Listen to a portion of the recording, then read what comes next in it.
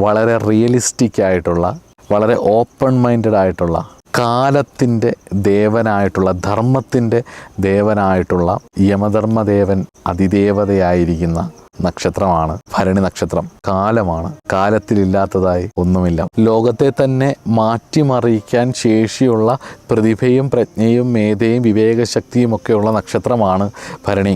ഭരണി നക്ഷത്രക്കാരുടെ ഒരു പൊതു സ്വഭാവം, ഒരു കുഴപ്പം എന്ന് പറയുന്നത്, ഇവർക്ക് ഇത്രയും കഴിവുണ്ടെങ്കിലും ഇവർ അതിനുവേണ്ടി ശ്രമിക്കത്തില്ല. ഇവർ ഭയങ്കര ലേസിയാവും. ഈ കഴിവ് ഇവർക്കുണ്ട്, ഇവർക്ക് ഇത് ക്രിയേറ്റിവിറ്റി ഉണ്ട്, ഇവർക്കൊരു ആർട്ടിസ്റ്റിക് മെൻറ്റാലിറ്റി ഉണ്ട്. ഇവരൊരു സാധനം ചെയ്താൽ അതുപോലെ വേറൊരാൾക്ക് ചെയ്യാൻ പറ്റും. ഇവരുടെ മേഖലകളിൽ ഏത് കാര്യവും നടത്തിയെടുക്കാനൊരു ശേഷി ഇവർക്കുണ്ട്. ലോകപ്രശസ്തനായിട്ടുള്ള, ലോകത്തെ സൈക്കോളജിക്ക് ഒരുപാട് സംഭാവനകൾ നൽകിയിട്ടുള്ള യുങ്, അതുപോലെ തന്നെ ലോകത്തിന് തന്നെ വേറൊരു ഡയമെൻഷനിലൊരു ഫിലോസഫി കൊടുത്ത കാറൽ മാക്സ്, ഇവരൊക്കെ ജനിച്ചത് ഈ നക്ഷത്രത്തിലാണ്.